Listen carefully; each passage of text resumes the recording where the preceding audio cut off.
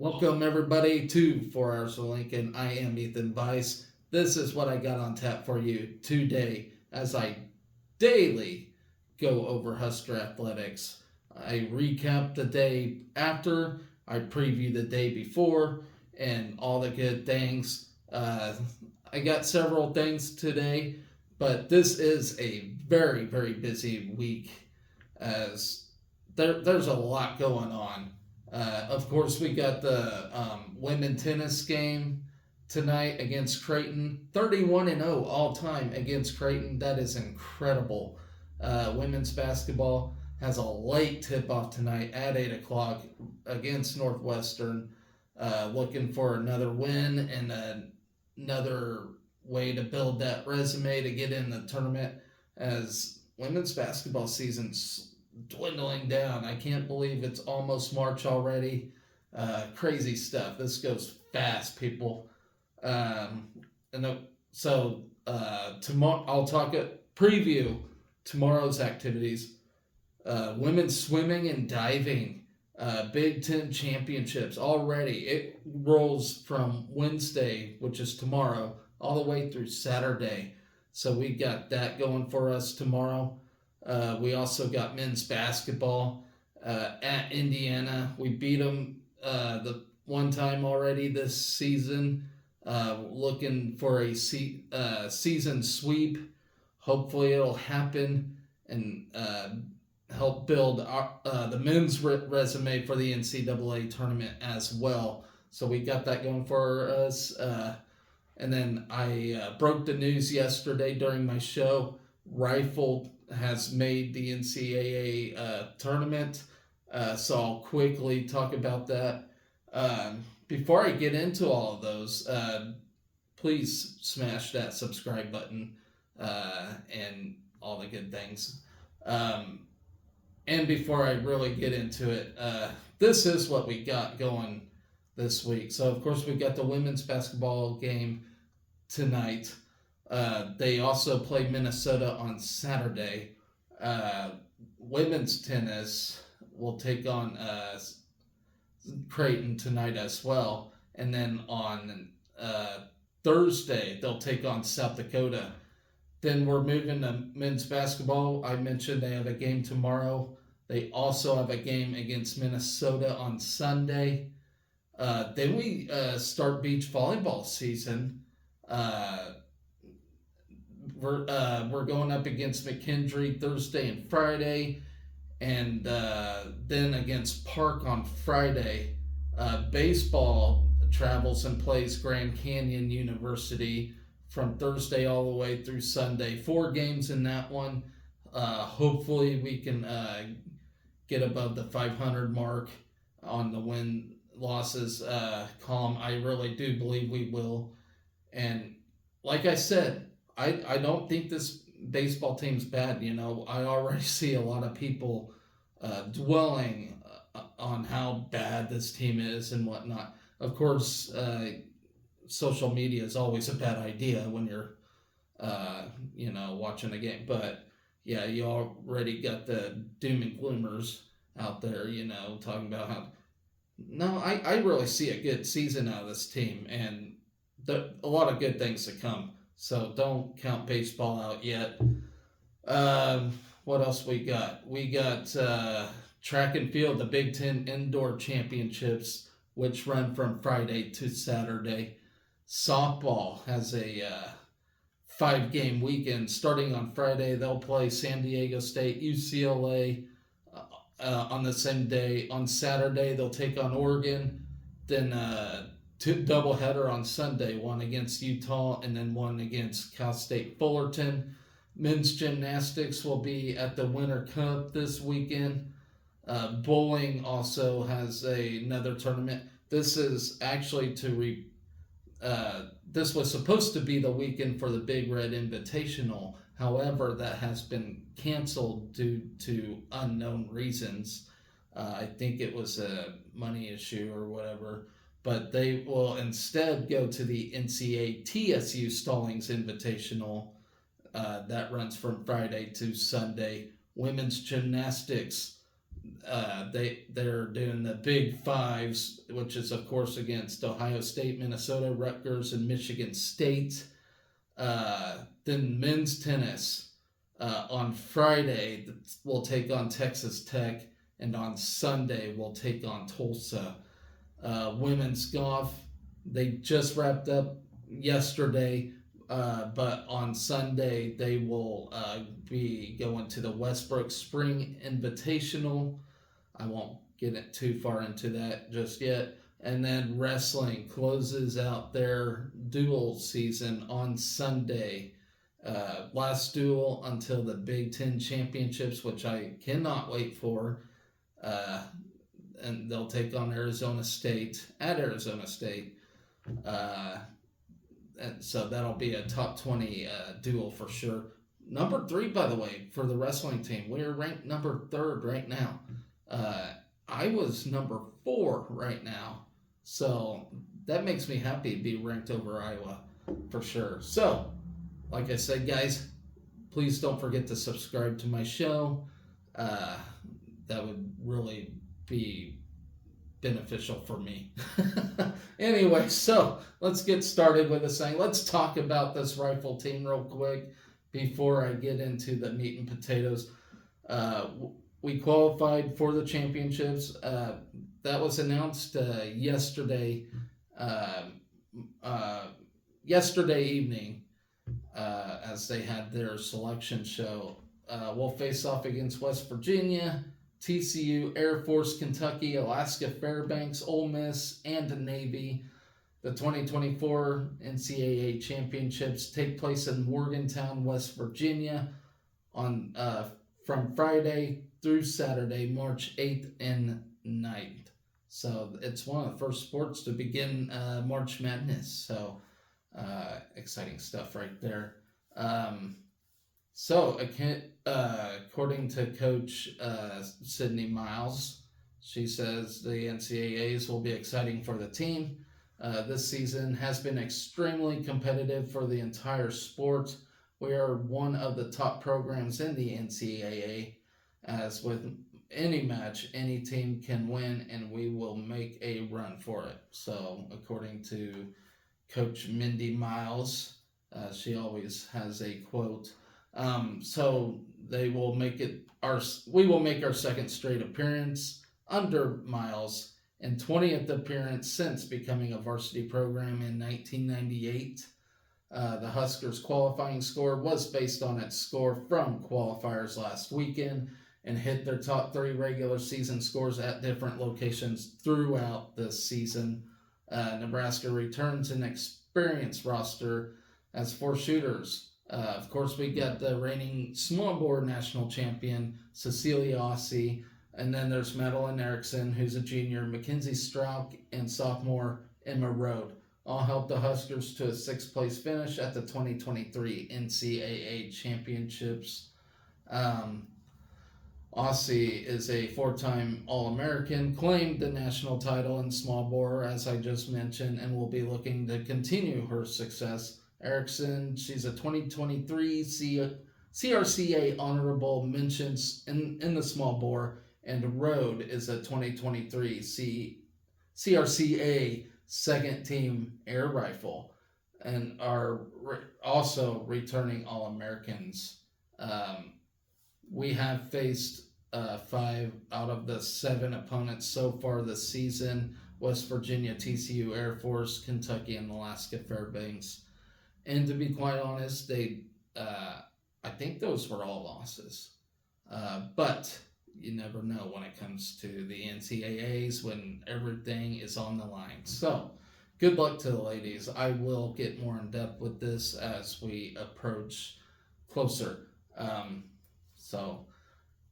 On to tomorrow's stuff. Hopefully I don't get the hiccups like I did yesterday when I was trying to finish the show. That was mightily embarrassing. Tomorrow, swimming and diving. We'll head to West Lafayette, Indiana for the Big Ten Championships from February 21st through the 24th. 12 teams will face off in hopes of clinching the conference title. starting with the 200 medley relay and the 800 freestyle relay. And those are the only two events that will happen tomorrow. And that'll actually happen at 4 p.m. Central Time. So when I get off work, it'll be on. At the Morgan J. Burke Aquatic Center there in West Lafayette, the following 3 days of competition begin with prelims at 9 a.m. Central and finals at 4 p.m. Central. So, who do we got? We got Gina Jorgensen, who has racked up 19 individual victories throughout the season while setting 5 career bests and notching 6 B standards. Jorgensen broke the 1,000 freestyle school record in a duel with Illinois on January 27 with a time of 9 minutes 41 seconds 0.68. Then you have sophomore from Aberdeen, South Dakota, tallied 3 B cuts in the 500 freestyle, one of which earned her a career best time at the Hawkeye Invite. Jorgensen's other B standards came in the 1650 freestyle and the 400 individual medley. Then we have JoJo Ramby. She posted 2 career bests and 15 top 3 finishes so far this season, including a B cut and victory in the 100 breaststroke at the Hawkeye Invite. Maya Hall is a top contributor for Nebraska in the breaststroke events. The junior from Whitby, England, took second place in the 100 breaststroke at the Hawkeye Invite with a time of 1 minute 1 second, 0.20.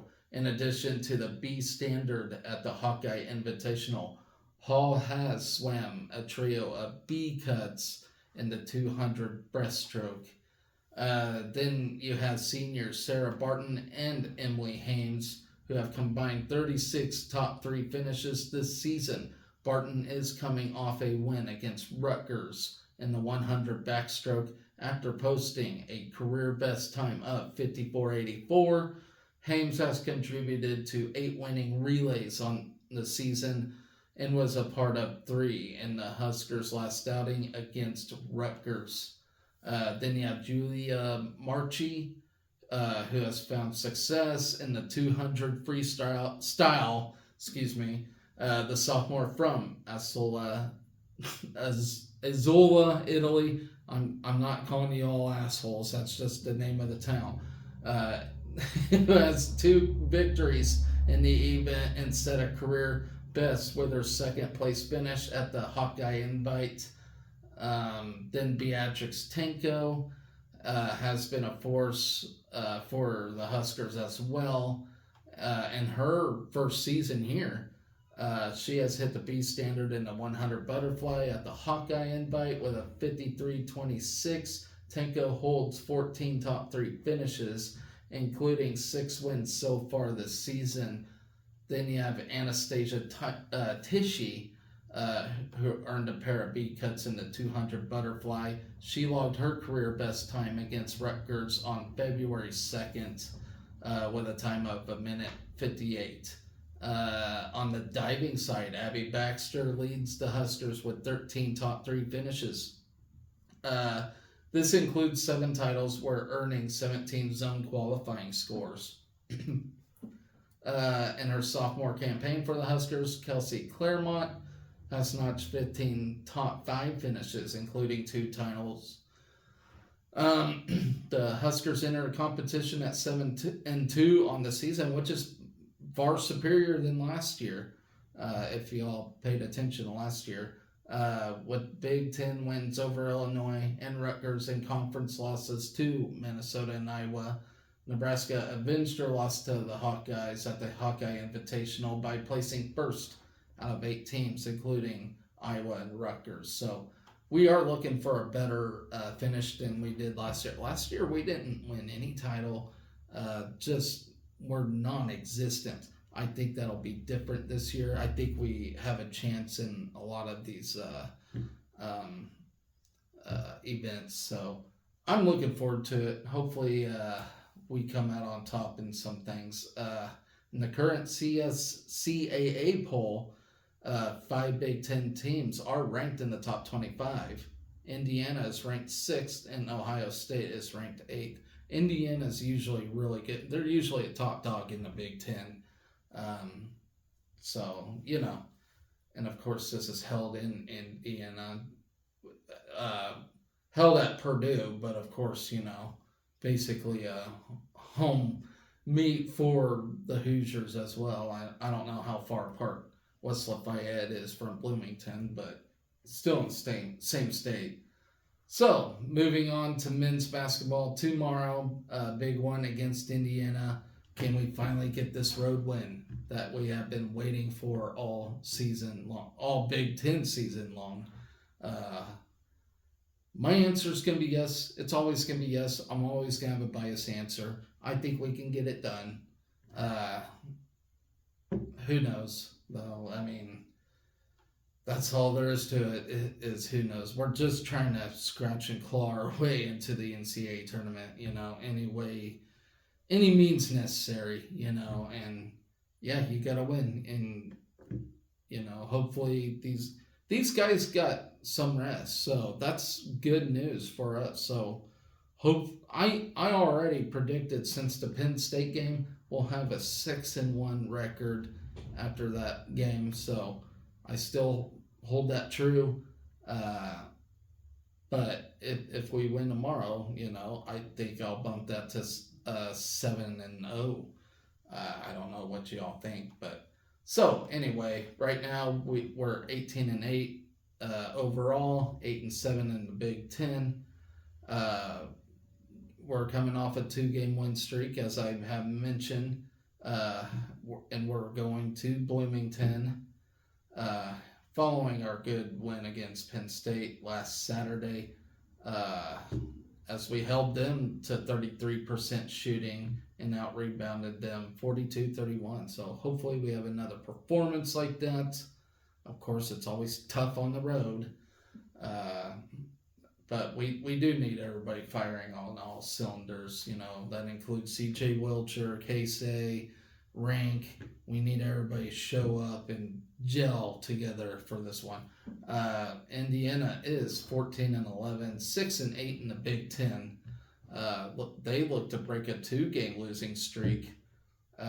They lost to Rutgers 76-72. Did I say Rutgers? I meant Northwestern. They lost to Northwestern 76-72 on Sunday. Kalel Ware had 22 points and 16 rebounds, while Mackenzie McBacco had 20 points, as Indiana nearly rallied back from a 16-point deficit in the final 6 minutes of that game. Indiana shot 51% from the field, but went just 12 of 21 from the foul line, while Northwestern went 22 of 28 from the charity stripe, including 13 of 17 in the second half of that game. Let's see. According to the Husker site here, we've already exceeded our win total from last season with 16. And the 18 wins this season are the most we have had since the 2018-2019 season under Fred Hoiberg.